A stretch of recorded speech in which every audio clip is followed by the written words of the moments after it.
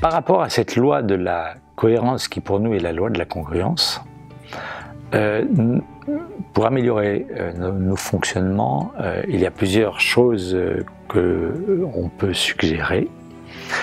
Le premier, c'est me rendre disponible à ma vérité. Ça veut dire quoi? Ça veut dire que j'essaye de connaître où j'en suis.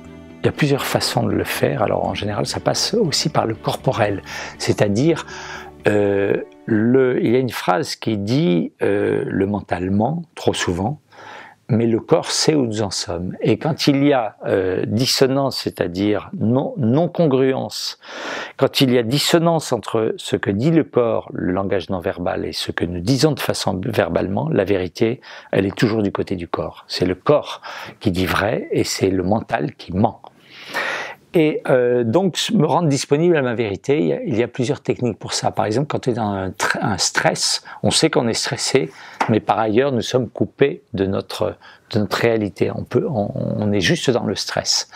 Donc, déjà, installer du temps, donner du temps au temps. Et ça veut dire, par exemple, passer d'une respiration légère et rapide à une respiration profonde et lente. Rien que ça. C'est-à-dire, si vous sentez que ça chauffe, que vous êtes coupé de votre émotionnel, rien que ça va vous ramener à votre réalité intérieure.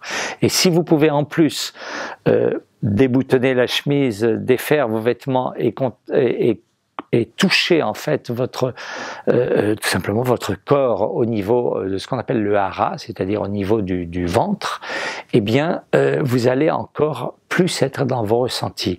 Je mentionne à ce propos que l'un des grands travaux qu'on fait pour les apprentis acteurs, c'est le travail de la voix. Qu'est-ce qu'on leur demande? On leur demande justement de passer d'une voix qui se situe en hauteur, en haut, de passer à une voix profonde. Et une voix profonde, qui est beaucoup plus proche de leur réalité, va avoir une puissance beaucoup plus grande. Et même les orateurs, quelqu'un qui parle comme ça, on va avoir tendance à ne pas l'écouter. Quelqu'un qui a une voix qui descend, qui sait descendre dans sa voix, va avoir beaucoup plus d'écho chez les personnes. Voilà, des petites choses comme ça. Ça veut dire aussi, peut-être, ne pas refuser de mener une vie de fou. Vous savez, ces genres de vie où on est toujours quelque chose à faire, on n'a plus de temps pour soi, c'est très mauvais. Si vous avez une vie comme ça, eh bien, vous décidez, là encore c'est une question de décision, vous décidez chaque semaine de vous accorder une demi-journée, par exemple, de détente, de relax, de pouponnage, une demi-journée qui est à vous toute seule, ou tout seul, et vous mettez ça, vous vous arrangez pour mettre ça en place. Par exemple. Alors, autre chose, donc il y a un certain nombre de techniques pour se rendre, se connecter avec ses ressentis. Autre chose, ma congruence doit tenir compte des besoins de l'autre. C'est-à-dire, c'est bien joli de savoir où j'en suis, c'est bien joli de dire ma vérité, mais si c'est pour la balancer, comme on pourrait dire, la jeter à la figure de tous les autres, avec plein de reproches, ça ne va pas fonctionner. Je dois, donc ce qui est souhaitable, je dis ma vérité, mais je sais d'entrée de jeu que les autres aussi ont leur propre vérité, qui ne sont pas forcément les mêmes que les nôtres. On tombe sur ce que j'appelle l'assertivité, sur ce qui s'appelle l'assertivité, dont j'ai l'occasion de reparler. Je ne peux dire ma vérité dans la justesse que si dès le départ, je sais, j'ai admis, j'accepte que les autres aussi ont leur vérité qui n'est pas forcément la même que la mienne et qui a la même légitimité que la mienne. Voilà, c'est ça la façon juste de dire sa vérité, parce que quand on tient compte de la vérité de l'autre, on ne va pas formuler sa vérité de la même manière. Et ça, c'est très très important, surtout si on veut passer un message qui soit acceptable.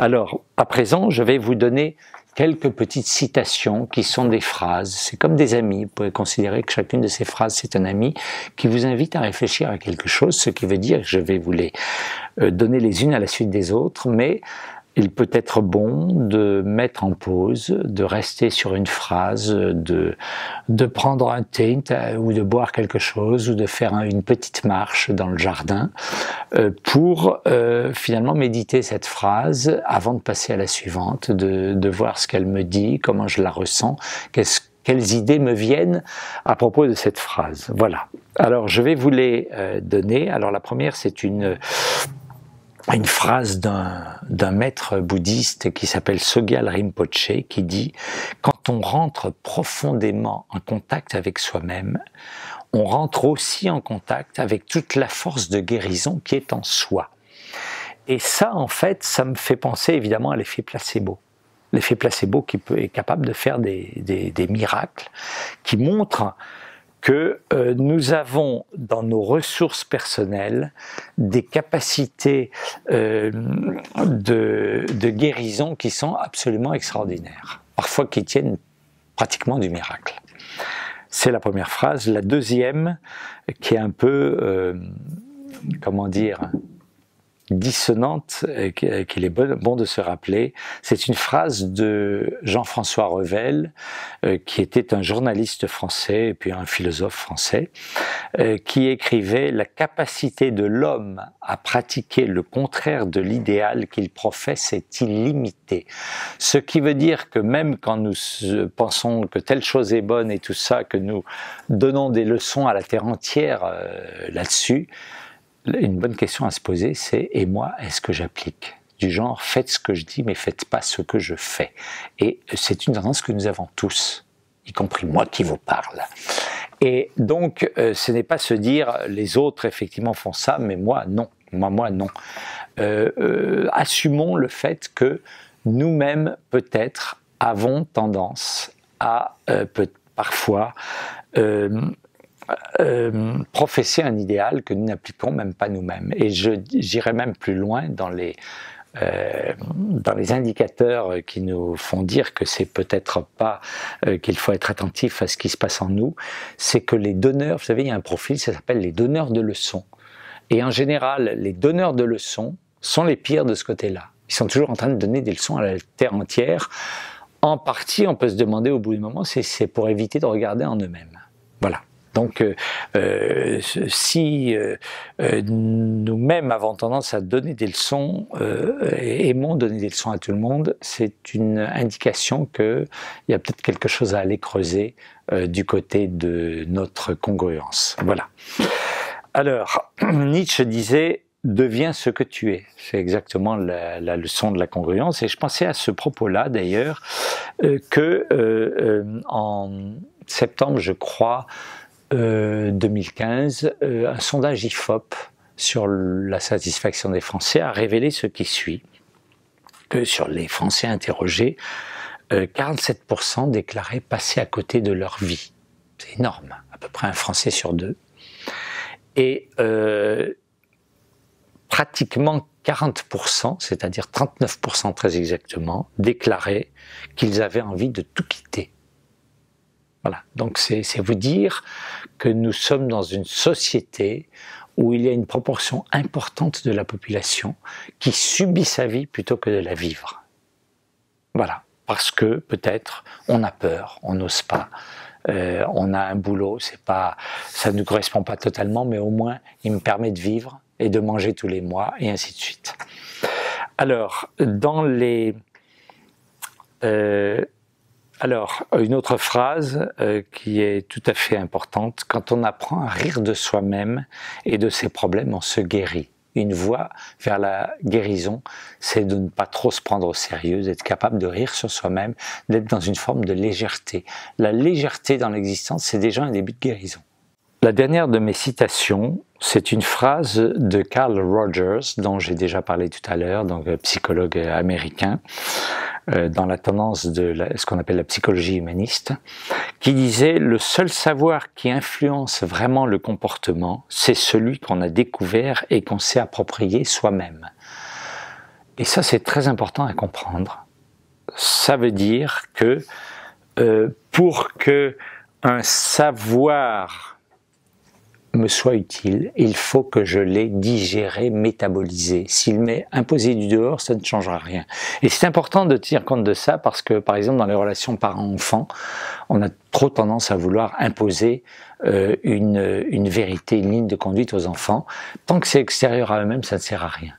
Et c'est aussi important parce que, par exemple, les donneurs de leçons, on comprend tout de suite que ça ne peut pas marcher. Si on vous donne une leçon, c'est on vous impose une vérité, une façon de voir les choses, c'est pas vous qui vous êtes approprié la chose, donc ça va être inefficace. Voilà.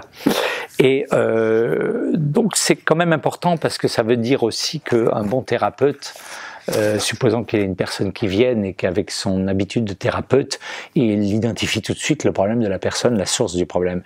Il dit à la personne, eh bien vous, votre problème c'est ceci, ceci, cela, la personne va partir, ne va jamais revenir, va trouver un autre thérapeute et ça n'aura servi à rien.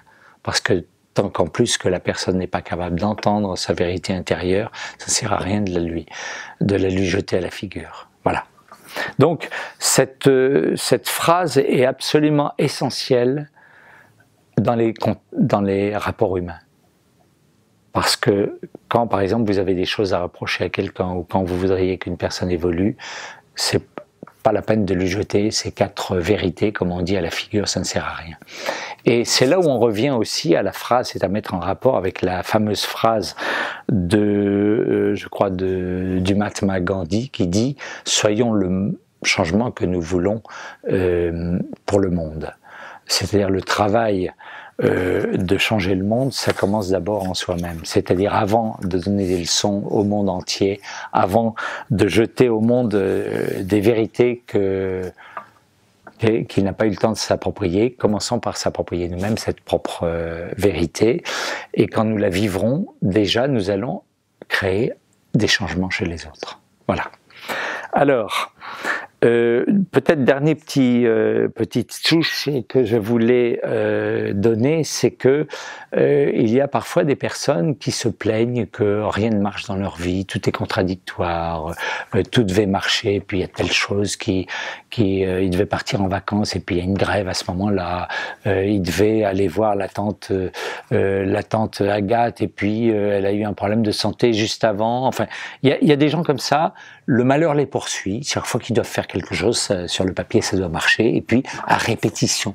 Et quand c'est à répétition, bon ça arrive à tout le monde d'avoir un morceau de malchance, comme diraient les Anglais, c'est-à-dire de la malchance à telle ou telle occasion, mais je parle des gens qui sont les multirécidivistes de la malchance. Et quand ça vous arrive, alors soit c'est que l'horoscope était mauvais, soit que vous êtes né du mauvais pied, soit que vous avez un mauvais karma, soit que, eh bien, il y a quelque chose en vous qui va, ce qu'on appelle un petit peu la loi d'attraction, mais là, fonctionnement en sens négatif. Il y a quelque chose en vous qui n'est pas aligné, qui est une cohérence interne et que vont refléter, qui vont créer toutes ces incohérences auxquelles vous allez vous heurter dans votre vie et qui fait que, eh bien, tout ce que vous voulez, tout ce que vous souhaitez, tout ce que vous entreprenez ne peut pas aboutir. Voilà. Donc, si vous êtes dans ce cas de figure, posez-vous une question sur vous-même et éventuellement, si vous ne trouvez pas la réponse, prenez une personne de confiance que vous connaissez, qui a ce regard positif inconditionnel dont parlait Carl Rogers, et demandez-lui de dresser votre portrait d'une façon, on va dire bienveillante évidemment, mais lucide. Et peut-être vous apprendrez des choses et peut-être que vous arriverez à découvrir quelle est l'origine de votre problème. Et une fois que vous avez identifié l'origine du problème, vous travaillez dessus. Voilà. Donc c'est pour ça que c'est un service à vous rendre à vous-même.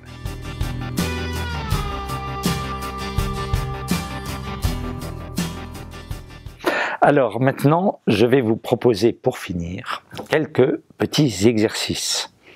Le premier, ça va être de prendre 3 feuilles blanches, 3 feuilles de papier, et sur l'une, vous allez mettre comme titre « Besoin », sur la deuxième « Objectif de vie » et sur troisième « Peur », sous-entendu peur bloquante, ce qui vous limite, ce qui vous bloque. Donc 3 listes, dans chacune de ces pages, vous allez lister, comme tout à l'heure, 5 à 10 besoins d'abord. En plus, bon, vous oubliez, vous faites un peu, vous pensez à autre chose pendant 5 à 10 minutes, vous revenez, deuxième feuille, objectifs de vie, quels sont mes objectifs de vie, vous listez 5 à 10.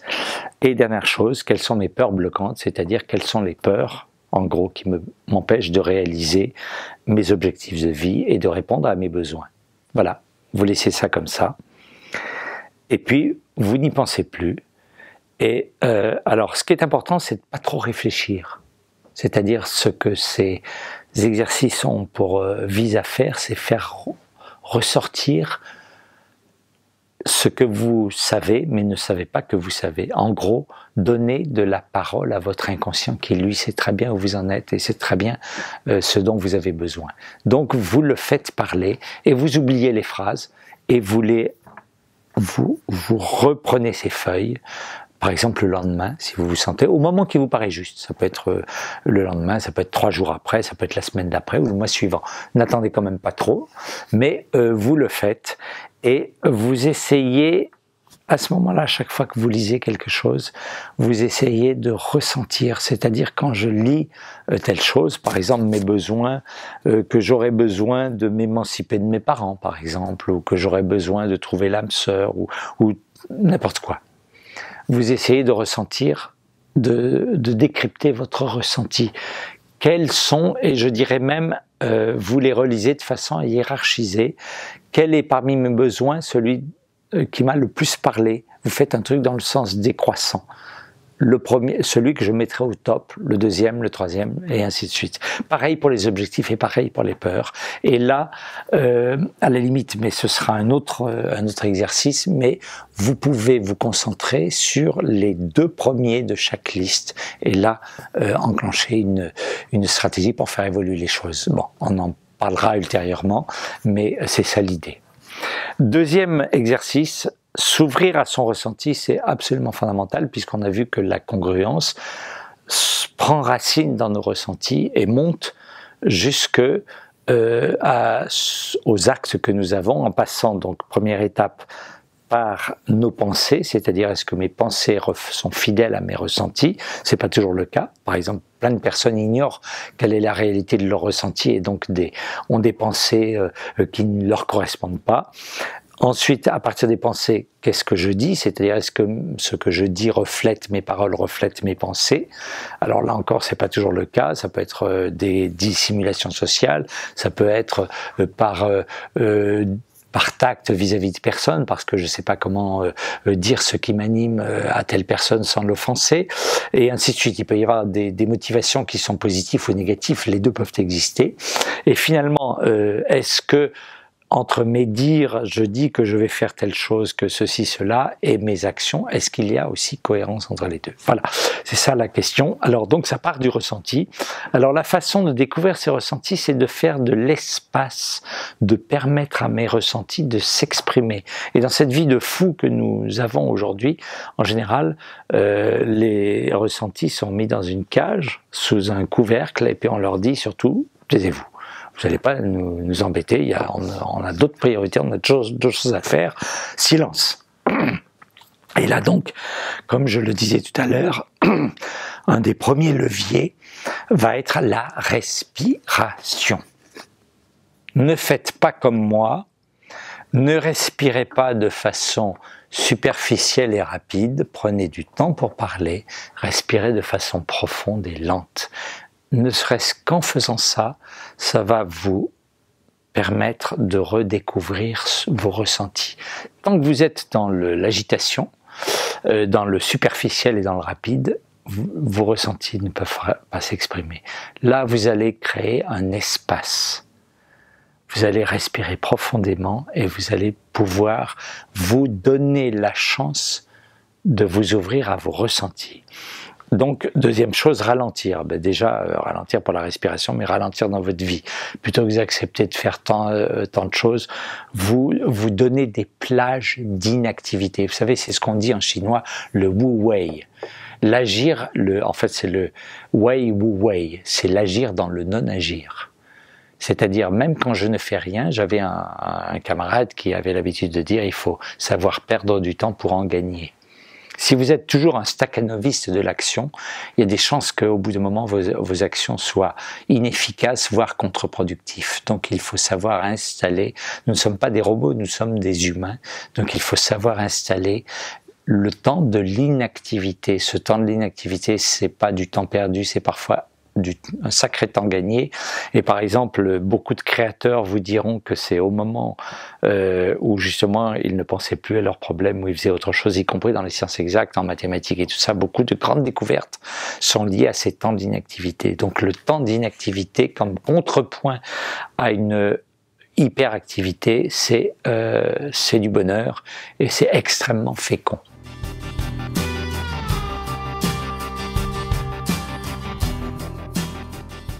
Dernière autre chose, prendre du recul. Prendre du recul vis-à-vis de ma vie et tout ça. Tout ça, c'est lié. C'est-à-dire, si je ralentis, je vais me donner le temps de prendre du recul. De temps en temps, je pense même d'une façon flottante, on va dire, en attention flottante, et ma vie, vers quoi je vais, vers quoi j'aimerais aller, est-ce que je suis content? Vous agitez un petit peu ces pensées sans trop y penser, c'est l'attention flottante, et vous allez avoir des choses qui vont venir. Vous allez prendre conscience de choses qui vont se présenter à vous.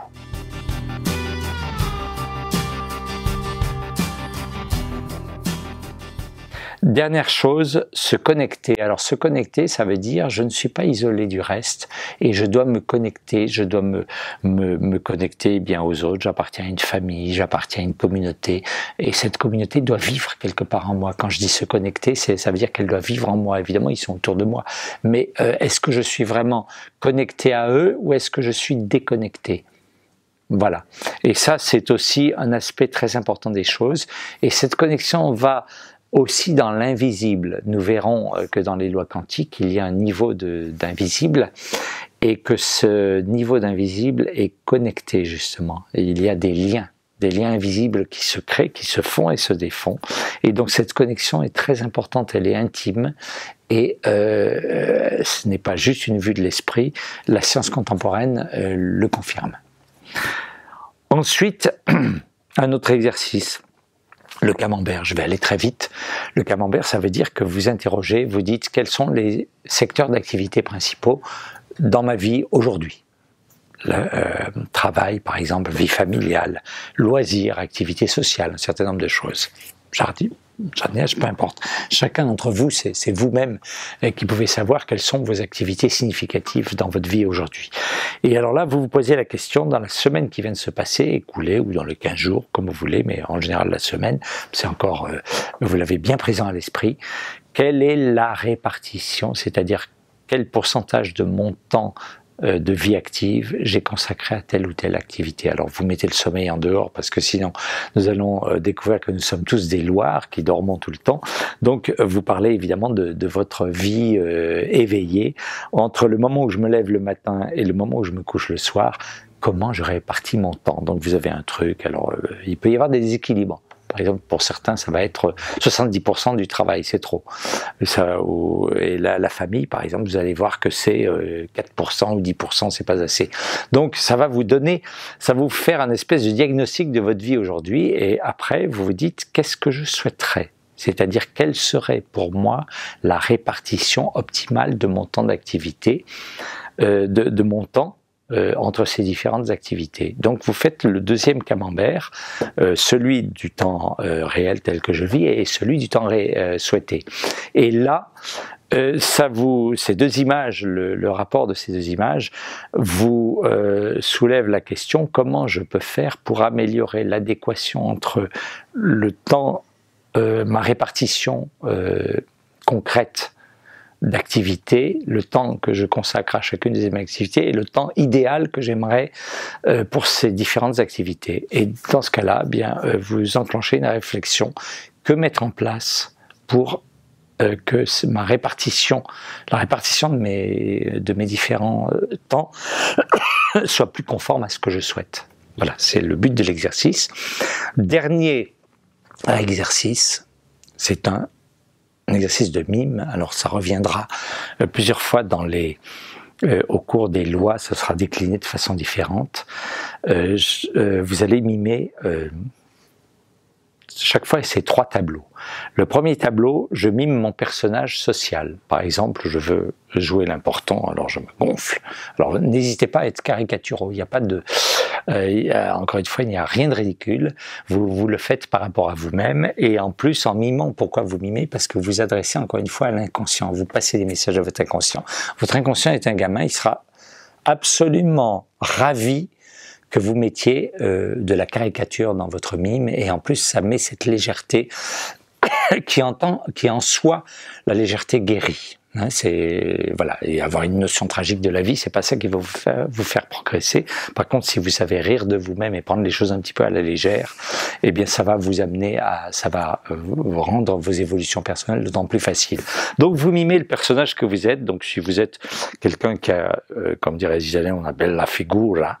Si vous avez une belle façade sociale, vous mettez comme ça. Si vous faites l'important, vous vous promenez caricatural. Vous promenez comme ça dans la salle, vous faites 50 pas d'un côté, 50 pas de l'autre, avec un air d'autosatisfaction et d'importance.